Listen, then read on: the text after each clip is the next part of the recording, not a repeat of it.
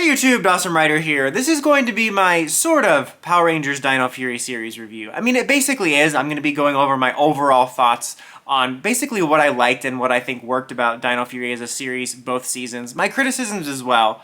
I believe this video is going to be titled something like Why Dino Fury is the Best in Years or something like that. But basically, I was going to do like an overall Season 2 review that was more traditional, like I mentioned in the video I did covering it, and then I realized like I basically did a really thorough review of that season by covering each episode individually, so it's kind of redundant to just go over that season specifically, and instead I decided to do a video just kind of more discussing my broader thoughts on the series. I'll get into some details here and there, but I'm going to kind of be going over the broad strokes of what worked of the overall series, not just Season 2. So let's talk about the positives first, and I'm going to start on maybe what could be considered a weird note to start the video off on, but is music, which is something I've brought up on multiple occasions, couple different series reviews, individual episode reviews, but I really love the score in this series. And I've mentioned before, I would be happy in general just because we finally don't have an mmpr clone. I mean, unfortunately, we're still grafting a new theme over the mmpr theme. At some point before the franchise ends, ever, I just want one more theme that has nothing to do with Go-Go Power Rangers. That's all. Just once. Just once. But anyway, setting that aside, the actual score has its own identity for the first time since RPM. And that's been really a breath of fresh air. Like I said, I would be happy just to have one that isn't an mmpr clone, because Samurai Through Beast Morphers, barring a small handful of tracks, was basically an mmpr clone of the general music. Even stuff like Bulk and Skull's theme and Rita's Palace theme, like, it was redonkulous, guys. And so I would have been happy to have anything that wasn't MMPR. But we actually got a really good score in my opinion. Some people were slightly annoyed at the sort of techno-y vibe of it, that it wasn't night-themed, but they're alien nights, so a night score wouldn't have made sense. And, you know, I can understand where people are coming from that, from like a Ryu Soldier perspective, but I really like what we got. I think it fit the vibe of the series. And it wasn't just that it was a good score, but it had like very specific, memorable moments. It reminded me of the Disney era score. I'm a bit of an oddball fan that prefers the Disney era score to like the Wasserman stuff, because I kind of liked the more orchestral themes that were more memorable and kind of stand the test of time a little bit more, and they fit the vibe of the series. And like when they would morph and stuff, like I would get pumped when they morphed. The morph theme was really exciting. And there were several moments where the music would swell up in a really memorable and noticeable way during key scenes, like when Zato died at the end, or when they visited Rafcon and they're overlooking the vista. So I just wanted to give a shout out to the score. I went a little bit too long, but they did a really good job with that, and that was really welcome, because I think that was something that was missing to give each season its identity. Overall, also, for a positive, I think that the storytelling and serialization got a little bit better in this season. I think they really improved. We just recently found out, I mean, more concretely, that there was lots of mandates about really restraining serialization in the Neo Saban era, starting around Dino Charge, which you could really see the effects of that going through Ninja Steel. And Beast Morphers was able to break out of that a little bit, but I think they were even more so able to. It's kind of funny watching them steadily crawl away from Saban like it's a killer after them, like as they're just slowly able to get better when they're free of Saban's book. And they had multiple ongoing plots in this series. You know, you had stuff like Amelia's parents, which is obviously tied to Void Knight, and his wife, which at the time you would think is a separate story, but that's two stories that tie together. You have the Rafcon storyline, you have the Sporix storyline, and they all kind of related or tied together in some way by the end.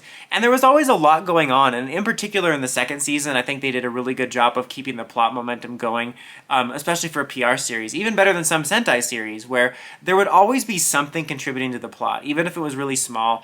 I think a really good example was kind of the arc near the finale, where it was a series of filler episodes more so, but there was something going on in the background that had to do with this drill plot of Void Knight getting this drill, which sounds really boring when I describe it, but it wound up being this kind of catalyst for the finale arc. And so it's stuff like that. I liked that almost every episode contributed to the plot in some way, or even episodes that were lighter on contributing to the plot, that were focused on one character, usually I feel either progressed or taught us something valuable about a character.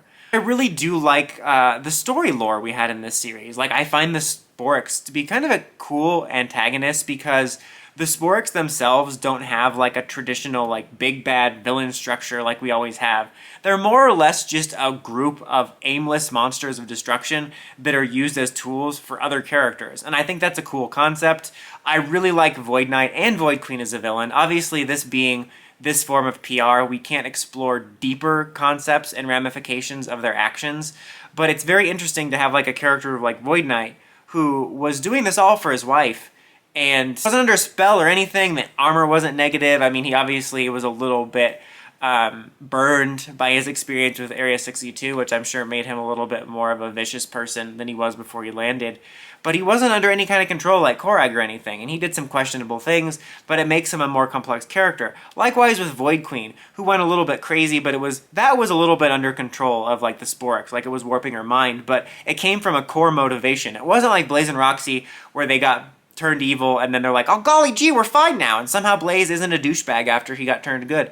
But the point is that even though she was warped more and her motivations and evilness were turned up to 11 by the Sporix tampering, she did have a core motivation that was very human about her daughter being taken away from her, and I like that.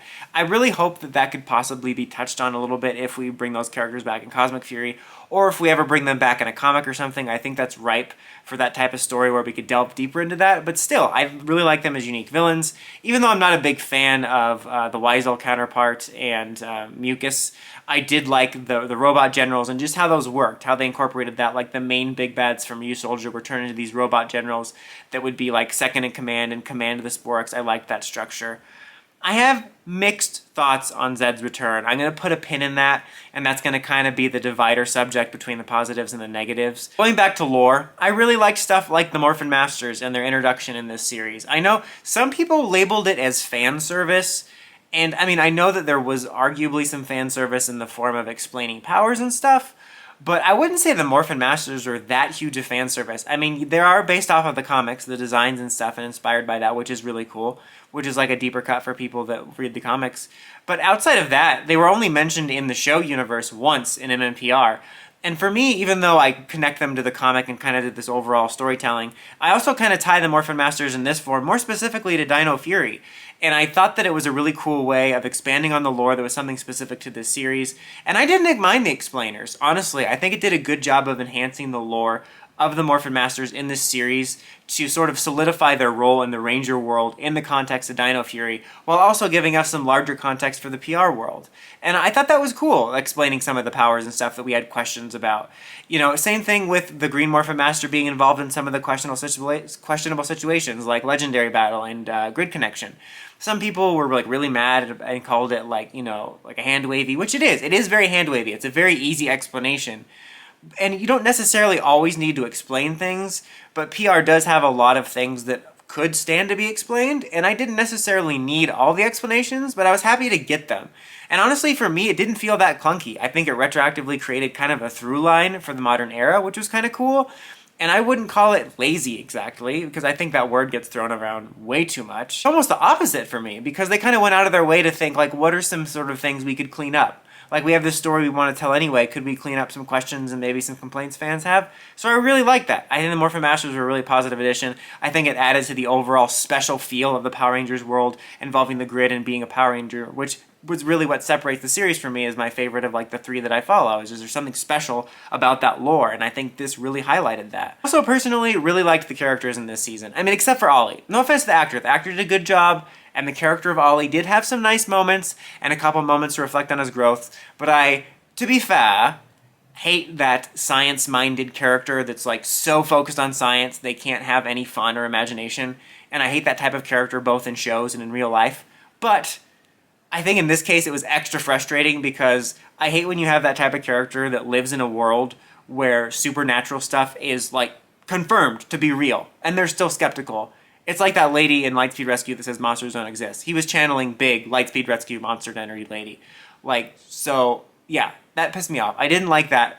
But for the most part, though, I liked the cast and their chemistry. You know, I really quite liked Zato. I saw a lot of people that don't like him, but I really did like him. I think he had this really nice balance of coming off as kind of a heroic lead, but he also had this interesting, very deadpan delivery, dry delivery of this fish out of water humor, which I think could be funny. And I like that they took advantage of that. Sometimes you have stories where a character comes from the future, a different planet or something, and they either only take advantage of it for a little bit or skip over it, but they really took advantage of the fish out of water humor, and I really overall like that. And I think he had a nice overarching story about, I mean, again, something they could dive deeper into in a format that wasn't modern PR, but for PR, a pretty nice storyline about dealing with, you know, his change in situation, waking up so much later, losing his people, losing his team. I really quite liked Amelia. I could say that the pacing could be a little bit better on her story. Like, I think they did a good job leading up to it and seeds throughout, but I think that there could maybe been a little bit more, because it did feel like we picked up and dropped off on that story a little bit too oddly.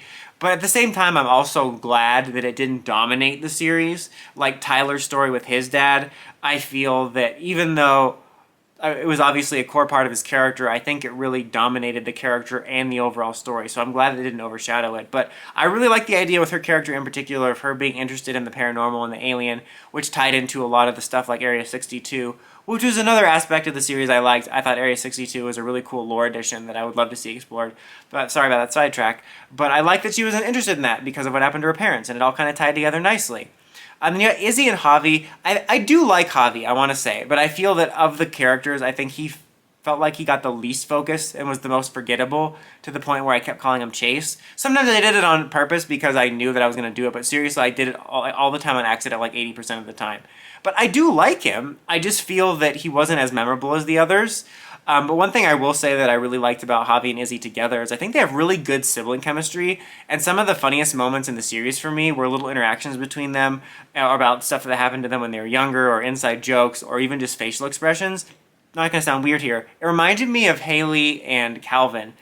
Not in that way, perverts, but I mean that Haley and Calvin had really good couples chemistry, and these two have really good sibling chemistry, and both of those things can actually be surprisingly hard to get in any TV series. Like, I've seen a lot of TV series for all different ages, kid shows, adult shows, whatever, where you'll have established characters as siblings or as couples, and unless it's like a story where it's like an evolving couple or something, sometimes it's hard for those characters to feel like they naturally are that. And that was one thing I liked about Ninja Steel, is I felt like Calvin and Kaylee. Calvin and Haley felt like an actual couple with their chemistry, and that's the way I felt about Izzy and Javi in the siblings department. Is like they felt like actual siblings, whereas a lot of shows, even older skewing shows or sitcoms, will tell you these two are siblings, but you won't feel the sibling chemistry. So I thought they did a really good job with that. And then that brings us to Izzy too, who got a lot of unnecessary hate, and I really liked her character. I enjoyed her. You know, I thought she was fun. She also had a lot of the funniest moments. She had like some funny kind of modern dialogue, which some people will probably cringe at and don't think will age very well, but there was some funny stuff there. Like, I liked when she all of a sudden started going on a tangent about recommending a show to binge to the Morphin Masters. I liked her, and I thought they did a good job with the romances in this series too. Speaking of like Izzy and Fern, like I like that I talked about this in the season review, but I like that with that, it wasn't just like, okay, they get together and then you see them like maybe once before the finale. I like that it was seeded all throughout the show and was an important aspect of the character's story. Also, same thing with Ollie and Amelia. They also got them together like way before the end, not way before, but before the end of the series. And they did a pretty good job with that by PR standards, with both of them progressing them and going on a bit of a different timetable than we're used to within PR. I already mentioned that I really liked the villains. I really liked Solon too as a supporting character. I really thought she was a really great kind of mentor / tech support member of the team. And I also love when we do like original suit designs for stuff like that, and I really appreciated that. Jane and Jayborg, honestly, I don't mind at all. I think that they take a lot of heat and they get unfortunately targeted for a lot of that hate of the Saban type of comedic characters, but I thought they were a lot more balanced. They could absolutely have those bits of, you know, classic Neo Saban annoying, oh god, I got a pie to the face humor, but they were a lot more balanced in my opinion. I think that yes, they had their annoying moments, but I think they also had some more balanced humor where the comedic talents of the actresses were allowed to shine in different ways. They had actual funny moments. I think they integrated into the show better. I think most of all too, just in regards to balance, I want to give props to the series. In regards to balance, like one of my big problems with Beast Morphers was, even though I didn't mind Ben and Betty at the beginning, over the course of the series, they had a real balance problem with the humor and story, where Ben and Betty would stomp all over really nice moments, where like you'd have a nice quiet scene between two characters, and then they'd come in like burr, burr, burr.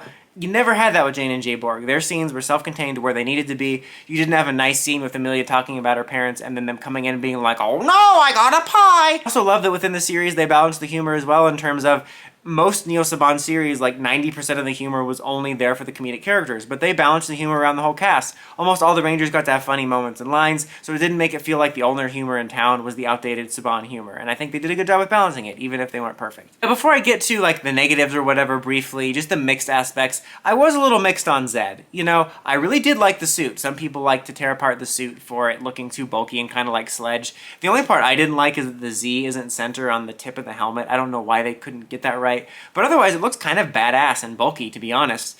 I'm mixed on it just because it is a little bit strange. It does cause a lot of confusion. I still see people confused about how is he back, because the explanation is kind of vague and hand-wavy. Because he revived him from his most evil, and that, I mean, I guess if he was dead, you could think of it like if someone was dead, they can revive him from any point in time in their lives. But as far as we know, good Zedd is still alive. Some people thought he was pulled from time, which I don't think is the case. The way I personally look at it is, because it says he's revived at his most evil, is that when Zedd was purified, the evil was burned off and killed, and that's what's been revived, is the pure evilness without any of the good inside of Zedd.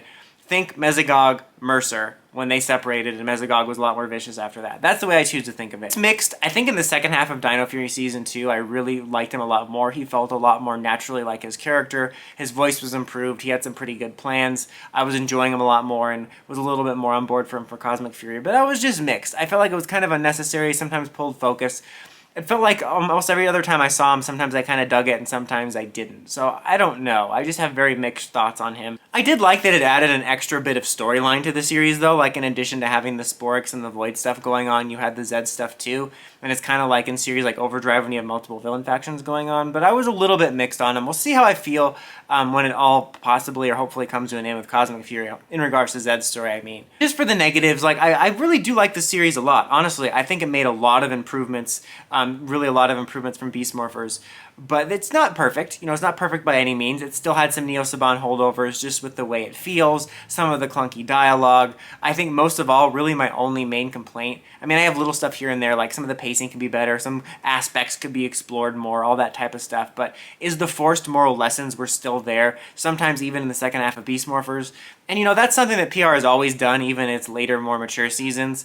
And first of all, I mean, just because something's always been done that way isn't a good reason to keep doing it. But I don't have a problem with like Power Rangers spiritually continuing the idea of teaching lessons in each of its series, even the reboot. But I think they need to evolve and to incorporate it into the story more naturally. Like you don't have to have a lesson every episode. You can maybe have a handful of episodes that's designed to teach a lesson, or maybe an overarching story that has a lesson. But make it more about imparting wisdom than feeling like an after-school special. I feel it's really jarring and outdated, especially when a lot of the messages are outdated. Like the core concept isn't outdated, but they don't explore gray areas and stuff that I think are needed. And I think that the way they teach lessons is outdated compared to the way a lot of other kid shows will tackle it. So that's really one of my only main problems is that. But there is still a lot of Neo Saban holdover feelings, and you can sort of slowly feel them pull away from it as we headed from Beast Morphers into here. And it does feel similar in a lot of ways, and I'm hoping as we go forward into the future that it continues to improve in Cosmic Fury and beyond. You know, the reboot will be a separate thing, but if we continue this version of the show in any form, I hope they continue to pull away from some of those Neo Saban holdovers, because it still had that. It still had stuff I didn't like. It had some over cheesy moments and some weird dialogue and all that, but for the most part, I was just impressed on how much it improved. In a way, it's kind of funny thinking about this video. I was thinking about how the Beast Morphers and Dino Fury Megazord toys kind of physically represent the way these seasons went, where Beast Morphers had this really cool improvement on the Megazords and like a solid foundation, but it was also really shaky and not so good. And then the Dino Fury Megazord comes in and it improves on that, but it's still not perfect. That's kind of what the show is. Beast Morphers laid the groundwork for some improvements. Dino Fury built upon that, improved upon that. Still not perfect, but I think for me, it's the best series we've had since RPM. You know, I think this is the type of series I would have preferred to see come back when PR came back in Samurai. I think it's a lot less embarrassing. I mean, I still prefer the Disney era overall, but this is much better, like much more natural characters that are allowed to act like human beings a little bit, you know, much more serialization, its own identity. I think it's actually one of the best series at taking advantage of the lore. Certainly some of the best since sort of the old Saban days when things were more connected. Like it really tried to explain and explore a lot of lore and connect a lot of series, and it was overall really great. I really liked it. Again, it's not perfect. I have some complaints. I understand some people's complaints, but I think it did more to advance the series than it did to pull it back. Like honestly, in a lot of times in the recent years, whether it be Dino Charge or Beast Morphers, I felt like 2 steps forward, 1 step back. But this time it actually feels like we're actually taking steps forward. But that's about it for this one, guys. But let me know what you thought of Dino Fury as a season overall in the comments as always. Until next time, don't forget to like, comment, subscribe, and climb the steps, ring that bell so you get notifications for my videos. Dawson Ryder, signing out.